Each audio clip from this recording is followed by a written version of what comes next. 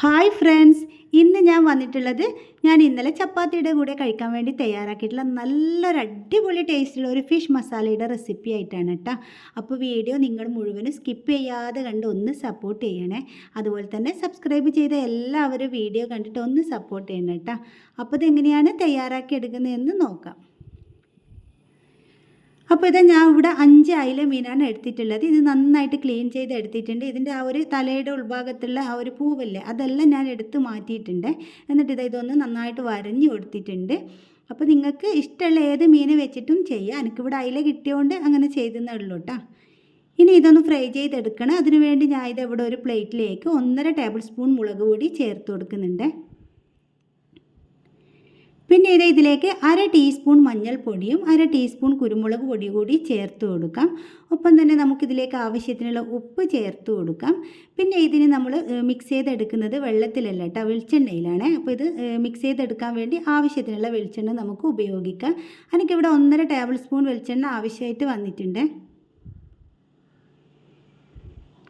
അങ്ങനെ ഇത് ആദ്യം ഞാൻ കുറച്ച് വെളിച്ചെണ്ണ ഒഴിച്ച് കൊടുത്ത് നന്നായിട്ടൊന്ന് മിക്സ് ചെയ്ത്, അപ്പോൾ പോരാൻ തോന്നിയിട്ട് വീണ്ടും ഒഴിച്ച് കൊടുത്തിട്ടുണ്ട്. അങ്ങനെ മൊത്തത്തിലാണ് 1.5 ടേബിൾ സ്പൂൺ വെളിച്ചെണ്ണ ഞാൻ ഉപയോഗിച്ചിട്ടുള്ളത്.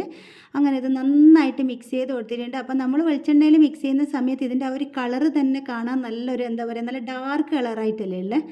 അപ്പോൾ ഇത് നന്നായിട്ട് മിക്സ് ചെയ്ത് കൊടുത്തു. ഇനി നമുക്കിത് നന്നായിട്ട് തന്നെ മീനിലെല്ലാം ഒന്ന് തേച്ച് പിടിപ്പിക്കാം. അപ്പോൾ മീനിൻ്റെ ഉൾഭാഗത്തും അതുപോലെ തന്നെ ആ ഒരു വരഞ്ഞു കൊടുത്ത ആ ഒരു അകത്തെല്ലാം നന്നായിട്ട് തന്നെ ആ ഒരു മസാല ഒന്ന് തേച്ച് പിടിപ്പിച്ച് കൊടുക്കണം. അങ്ങനെ ഞാൻ ഇവിടെ മീനിൽ നന്നായിട്ട് മസാല തേച്ച് പിടിപ്പിച്ചിട്ടുണ്ട്. ഇനി നമുക്കിതൊരു അരമണിക്കൂറെങ്കിലും ഒന്ന് റെസ്റ്റ് ചെയ്യാനായിട്ട് മാറ്റി വെക്കാം. നമ്മുടെ മീനിൽ നല്ലതുപോലെ മസാലയിലൊന്ന് പിടിച്ച് കിട്ടട്ടെ. അപ്പോൾ ഞാൻ ഇവിടെ മൂടി വെച്ച് കൊടുക്കുന്നുണ്ട് കേട്ടോ. ഇനി നമുക്ക് അരമണിക്കൂറിന് ശേഷം തുറന്ന് നോക്കാം. അപ്പോൾ ഇത് അവിടെ അരമണിക്കൂർ കഴിഞ്ഞിട്ടുണ്ട്. നമ്മുടെ മീനിൽ നന്നായിട്ട് മസാലയെല്ലാം പിടിച്ച് കിട്ടിയിട്ടുണ്ട്. ഇനി ഇത് നമുക്ക് ഫ്രൈ ചെയ്തെടുക്കണം. അപ്പോൾ ഞാൻ ഇതിവിടെ വെളിച്ചെണ്ണയിൽ തന്നെയാണ് ഫ്രൈ ചെയ്തെടുക്കുന്നത്. അങ്ങനെ മുഴുവനും ഇതവിടെ ഒന്നിച്ച് തന്നെ ഇട്ട് കൊടുക്കുന്നുണ്ട് കേട്ടോ. എന്നിട്ട് ആ ഒരു മസാല ബാക്കിയുള്ളത് ഈ മീനിൻ്റെ മുകൾ ഭാഗത്തെല്ലാം നന്നായിട്ട് നമുക്കൊന്ന് കൈകൊണ്ട് ഇതുപോലെ ഒന്ന് തേച്ച് പിടിപ്പിക്കാം. മസാല ഇല്ലാത്ത ആ ഒരു തലയുടെ ഭാഗത്തൊക്കെ നന്നായിട്ട് നമുക്ക് ആ ഒരു മസാല വെച്ച് കൊടുക്കാം. ഇനി ഇതൊരു ഭാഗം ഒന്ന് ഫ്രൈ ആയി വരട്ടെ, അതുവരെ നമുക്ക് വെയിറ്റ് ചെയ്യാം. അങ്ങനെ ഇതാ നമ്മുടെ മീൻ അവിടെ ഒരു ഭാഗം ഫ്രൈ ആയി വന്നിട്ടുണ്ട്. ഇനി നമുക്കിത് തിരിച്ചിട്ട് കൊടുക്കാം. അപ്പോൾ തിരിച്ചിട്ട് കൊടുക്കുമ്പോൾ ശ്രദ്ധിക്കണം കേട്ടോ, പൊടിഞ്ഞു പോകാതെ നമുക്ക് തിരിച്ചിട്ട് കൊടുക്കണം.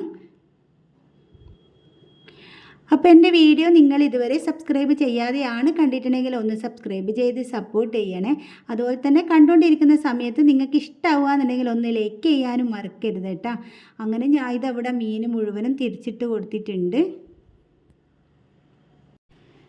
അങ്ങനെ മീൻ ഇവിടെ 2 ഭാഗവും ഫ്രൈ ആയി വന്നിട്ടുണ്ട്. ഇനി നമുക്കിതിൻ്റെ ഫ്ലെയിം ഓഫ് ചെയ്ത് ഈ ഒരു പാത്രത്തിൽ നിന്ന് നമ്മുടെ മീനൊന്ന് മാറ്റി കൊടുക്കണം. പിന്നെ ഞാൻ ഇതവിടെ മസാല തയ്യാറാക്കാൻ വേണ്ടി ഒരു പാത്രം സ്റ്റൗവിലേക്ക് വെച്ച് ഫ്ലെയിം ഓൺ ചെയ്ത് കൊടുത്ത് ചൂടായി വരുന്ന സമയത്ത് ഇതിലേക്ക് 2 ടേബിൾ സ്പൂൺ വെളിച്ചെണ്ണ ഒഴിച്ച് കൊടുത്തു. അങ്ങനെ വെളിച്ചെണ്ണ ചൂടായി വരുന്ന സമയത്ത് നമുക്കിതിലേക്ക് 1/4 ടീസ്പൂൺ ഉലുവ ചേർത്ത് കൊടുക്കാം. ഉലുവ ഒന്ന് പൊട്ടി വരുന്ന സമയത്ത് നമുക്കിതിലേക്ക് ഒരു 1.5 ടീസ്പൂൺ ഇഞ്ചി പൊടിയായിട്ട് കട്ട് ചെയ്തതും 1.5 ടീസ്പൂൺ വെളുത്തുള്ളി പൊടിയായിട്ട് കട്ട് ചെയ്തത് 2 പച്ചമുളക് കൂടി ചേർത്ത് കൊടുക്കാം. പിന്നെ ഇതിലേക്ക് 2 തണ്ട് കറിവേപ്പ് കൂടി ചേർത്ത് കൊടുക്കാം. ഇനി ഇത് ലോ ഫ്ലെയിമിലിട്ടിട്ട് ചെറുതായിട്ട് നമുക്കൊന്ന് വഴറ്റി കൊടുക്കണം. അപ്പോൾ പച്ചമുളകൊക്കെ എടുക്കുന്ന സമയത്ത് നമ്മുടെ എരിവിനനുസരിച്ചിട്ട് നമുക്ക് പച്ചമുളകിൻ്റെ എണ്ണം കൂട്ടാട്ടോ. എനിക്കിവിടെ എരിവ് അധികം വേണ്ടാന്ന് തോന്നിയിട്ടാണ് ഞാൻ പച്ചമുളക് കുറച്ചെടുത്തിട്ടുള്ളത്. അങ്ങനെ ഇത് ചെറുതായിട്ടൊന്ന് വഴന്ന് വരുന്ന സമയത്ത് നമുക്കിതിലേക്കൊരു 5 സവാള പൊടിയായിട്ട് കട്ട് ചെയ്തിട്ട് ചേർത്ത് കൊടുക്കുക. 5 ചെറിയ സവാളയാണ് ഞാൻ എടുത്തിട്ടുള്ളത്. പിന്നെ നമുക്കിതിലേക്ക് ആവശ്യത്തിനുള്ള ഉപ്പ് കൂടി ചേർത്ത് കൊടുക്കാം. ഇനി സവാള നല്ലതുപോലെ തന്നെ ഒന്ന് വഴറ്റി കൊടുക്കണം. ഫ്ലെയിം കുറച്ച് വെച്ചിട്ട് വേണം നമുക്കിത് നന്നായിട്ട് വഴറ്റി കൊടുക്കാൻ. സമയമെടുത്ത് തന്നെ വഴറ്റിയെടുക്കണം കേട്ടോ.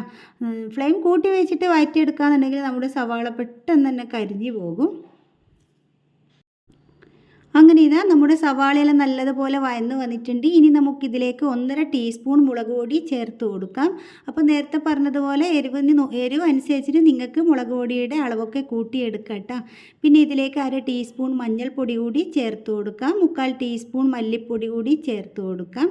ഒപ്പം തന്നെ ഇതിലേക്ക് ഒരു 1/2 ടീസ്പൂൺ എന്താ പറയുക കുരുമുളക് പൊടി കൂടി ചേർത്ത് കൊടുക്കാം. ഇനി ലോ ഫ്ലെയിമിലിട്ടിട്ട് നമ്മുടെ പൊടികളുടെ ആ ഒരു പച്ചമണലൊന്ന് മാറി വരുന്നത് വരെ നന്നായിട്ട് നമുക്കൊന്ന് വഴറ്റി കൊടുക്കണം.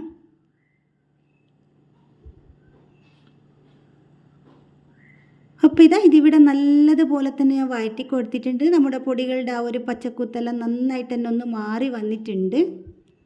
ഇനി നമുക്കിതിലേക്ക് ഒരു 3 ചെറിയ തക്കാളി ചെറുതായിട്ട് കട്ട് ചെയ്തിട്ടോ അതല്ലെങ്കിൽ ചോപ്പ് ചെയ്തിട്ടോ നമുക്കിതിലേക്ക് ചേർത്ത് കൊടുക്കാം. എന്നിട്ട് ഇത് ഹൈ ഫ്ലെയിമിലിട്ടിട്ട് നമുക്ക് നന്നായിട്ടൊന്ന് വഴറ്റി കൊടുക്കണം. തക്കാളിയിലുള്ള ആ ഒരു വെള്ളമെല്ലാം ഒന്ന് വറ്റി തക്കാളിയുടെ ആ ഒരു പച്ച ചൊവയെല്ലാം നന്നായിട്ടൊന്ന് മാറി വരണം. അതുകൊണ്ട് ഹൈ ഫ്ലെയിമിലിട്ടിട്ട് ഒരു 2 മിനിറ്റ് നന്നായിട്ട് ഇത് കൈവെക്കാതെ നമുക്കിതുപോലെ ഒന്ന് ഇളക്കി കൊടുക്കാം. അതിനുശേഷം ഞാൻ ഉപ്പൊന്ന് ചെക്ക് ചെയ്തപ്പോൾ ഉപ്പ് കുറച്ച് കുറവേനു കേട്ടോ. അങ്ങനെ ഇതിലേക്ക് കുറച്ച് ഉപ്പ് കൂടി ചേർത്ത് കൊടുത്തിട്ട് വീണ്ടും നന്നായിട്ടൊന്ന് മിക്സ് ചെയ്ത് കൊടുക്കുന്നുണ്ട്. അങ്ങനെ നമ്മുടെ തക്കാളിയുടെ ആ ഒരു പച്ചച്ചൊവയെല്ലാം നന്നായിട്ട് മാറി വന്നതിന് ശേഷം ഞാൻ ഇതിലേക്ക് ഒരു 2 ടേബിൾ സ്പൂൺ പുളിവെള്ളം കൂടി ഒഴിച്ച് കൊടുത്തിട്ടുണ്ട്.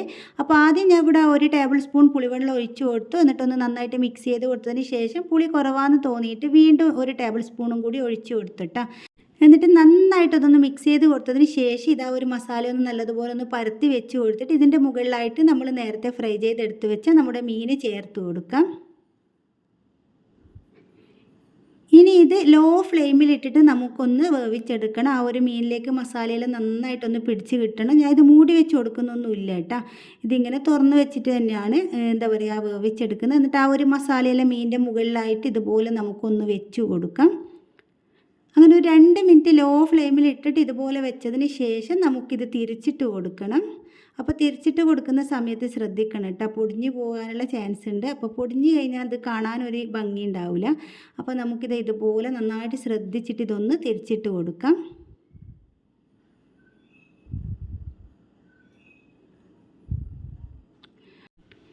അങ്ങനെ ഞാൻ ഇതവിടെ മുഴുവനും തിരിച്ചിട്ട് കൊടുത്തിട്ടുണ്ട്. വീണ്ടും ഒരു 2 മിനിറ്റ് നമുക്ക് ലോ ഫ്ലെയിമിലിട്ടിട്ട് ഇതൊന്ന് വേവിച്ചെടുക്കണം.